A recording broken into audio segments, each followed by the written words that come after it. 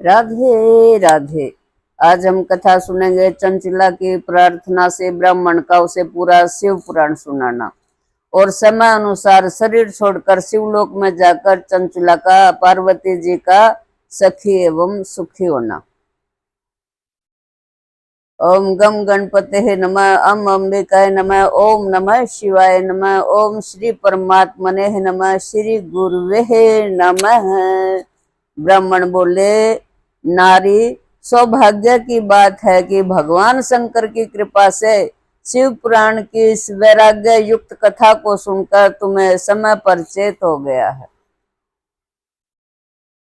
ब्राह्मण पत्नी, तुम डरो मत, भगवान शिव की शरण में जाओ। शिव की कृपा से सारा पाप तत्काल नष्ट हो जाता है। मैं तुमसे भगवान शिव की कीर्ति कथा से युक्त उस परम वस्तु का वर्णन करूंगा जिससे तुम्हें सदा सुख देने वाली उत्तम गति प्राप्त होगी।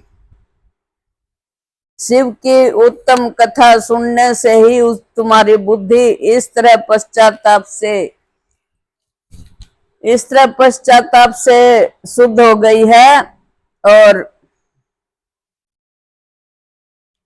साथ ही तुम्हारे मन में विषयों के प्रति वैराग हो गया है। पश्चाताप ही पाप करने वाले पापियों के लिए सबसे बड़ा प्रायश्चित है। सत्पुरुषों ने सबके लिए पश्चाताप को समस्त पापों का शोधक बताया है। पश्चाताप से ही पापों की शुद्धि होती है। जो पश्चाताप करता है वही वास्तव में पापों का प्रायश्चित करता है, क्योंकि सत्पुरुषों ने समस्त पापों की शुद्धि के लिए जैसे प्रायश्चित का उपदेश किया है वह सब पश्चाताप से संपन्न हो जाता है। और जो पुरुष विधि पूर्वक प्रायश्चित करके निर्भय हो जाता है पर अपने कुकर्म के लिए पश्चाताप नहीं करता, उसे प्राय उत्तम गति प्राप्त नहीं होती।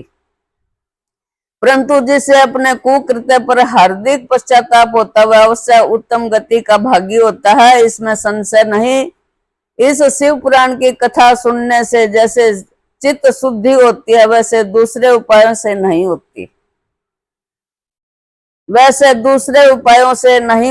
जैसे दर्पण साफ करने पर निर्मल हो जाता, उसी प्रकार शिव पुराण की कथा से चित्त अत्यंत शुद्ध हो जाता है, इसमें संशय नहीं है। मनुष्यों के शुद्ध चित्त में जगदम्बा पार्वती सहित भगवान शिव विराजमान रहते हैं। इससे वह विशुद्ध आत्मा पुरुष श्री सांब सदाशिव के पद को प्राप्त होता है। इस उत्तम कथा का श्रवण समस्त मनुष्यों के लिए कल्याण का बीज है, अतः यथोचित शास्त्रोक्त मार्ग से इसी आराधना अथवा सेवा करनी चाहिए। यह भव बंधन रूपी रोग का नाश करने वाली है। भगवान शिव की कथा को सुनकर फिर अपने हृदय में उसका मनन एवं निधि ध्यान करना चाहिए। इससे पूर्णतया चित्त शुद्धि हो जाती है और चित्त शुद्धि होने से महेश्वर की भक्ति अपने दोनों पुत्रों ज्ञान और वैराग्य के साथ निश्चय प्रकट होती है। तत्पश्चात महेश्वर के अनुग्रह से दिव्य मुक्ति प्राप्त होती है, इसमें संशय नहीं है। जो मनुष्य मुक्ति से वंचित है उसे पशु समझना चाहिए, क्योंकि उसका चित्त माया के बंधन में आसक्त है, वह निश्चय संसार बंधन से मुक्त नहीं हो पाता। ब्राह्मण पत्नी, इसलिए तुम विषयों से मन को हटा लो और भक्ति भाव से भगवान शंकर की इस परम पावन कथा को सुनो। परमात्मा शंकर की इस कथा को सुनने से तुम्हारे चित्त की शुद्धि होगी, इससे तुम्हें मोक्ष की प्राप्ति हो जाएगी।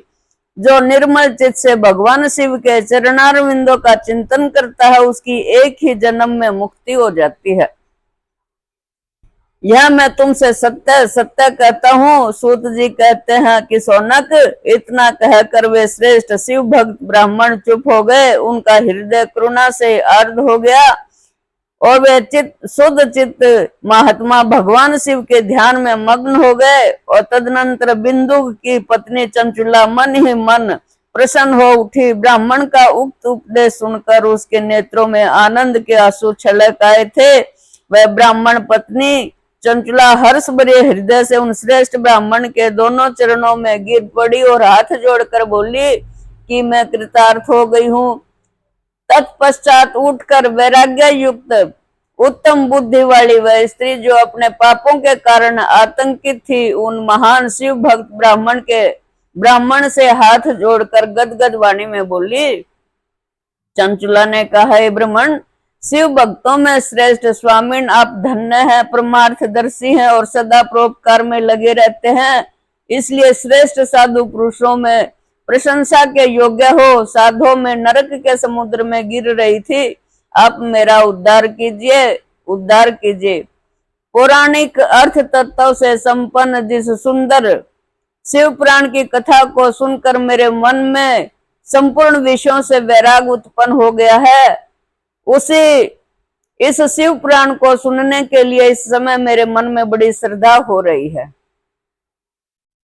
सूत जी कहते हैं कि ऐसा कहकर हाथ जोड़कर उनका अनुग्रह पाकर चंचुला उस शिव पुराण की कथा को सुनने की इच्छा मन में लिए उस ब्राह्मण देवता की सेवा में तत्पर हो वहां रहने लगी। तदनंतर शिव भक्तों में श्रेष्ठ और शुद्ध बुद्धि वाले उन ब्राह्मण देव ने उस स्थान पर उस स्त्री को शिव पुराण की उत्तम कथा सुनाई। इस प्रकार उस गोकर्ण नामक महाक्षेत्र में उसी श्रेष्ठ ब्राह्मण से उसने शिव पुराण की वह परम उत्तम कथा सुनी, जो भक्ति, ज्ञान और वैराग्य को बढ़ाने वाली तथा मुक्ति देने वाली है।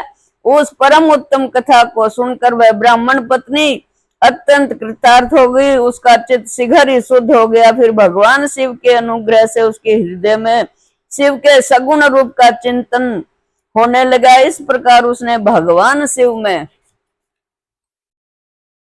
लगी रहने वाली उत्तम बुद्धि पाकर शिव के सच्चिदानंदमय स्वरूप का बारंबार चिंतन आरंभ किया। तत्पश्चात समय के पूरे होने पर भक्ति, ज्ञान और वैराग्य से युक्त हुई चंचुला ने अपने शरीर को बिना किसी कष्ट के त्याग दिया। इतने में ही त्रिपुर शत्रु भगवान शिव का भेजा हुआ एक दिव्य विमान द्रुत गति से वहां पहुंचा, जो उनके अपने गणों से संयुक्त और भांति भांति के शोभा साधनों से संपन्न था। चंचुला उस विमान पर आरूढ़ हुई और भगवान शिव के श्रेष्ठ पार्षदों ने उसे तत्काल शिवपुरी में पहुंचा दिया। उसके सारे मल धुल गए थे, वह दिव्य रूप धारिणी दिव्यांगना हो गई थी। उसके दिव्य अवयव उसकी शोभा बढ़ाते थे। मस्तक पर अर्धचंद्र का मुकुट धारण किए वह गौरांगी देवी शोभाशाली दिव्य आभूषणों से विभूषित थी।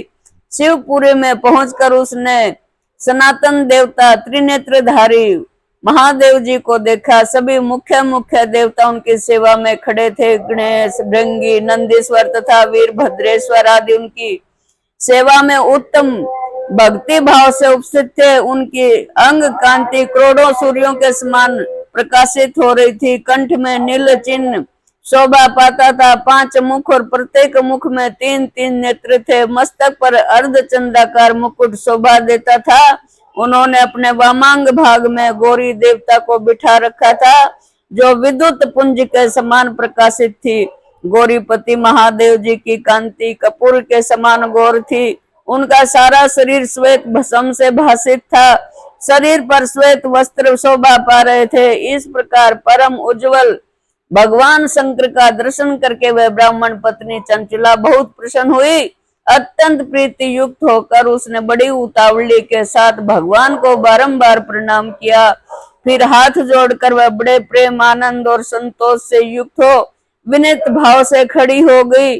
उसके नेत्रों से आनंद अश्रुधारों की अविरल धारा बहने लगी और संपूर्ण शरीर में रोमांच हो गया।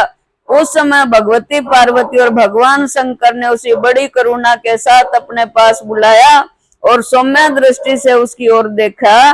पार्वती जी ने तो दिव्य रूप धारिणी बिंदुक प्रिया चंचुला को प्रेम पूर्वक अपनी सखी बना लिया।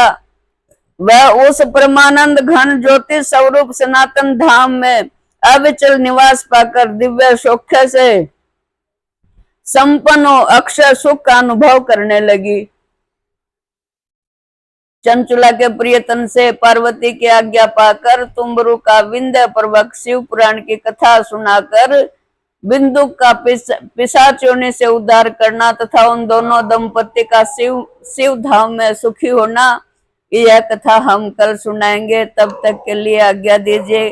कथा पसंद आए तो लाइक शेयर एंड सब्सक्राइब जरूर करें।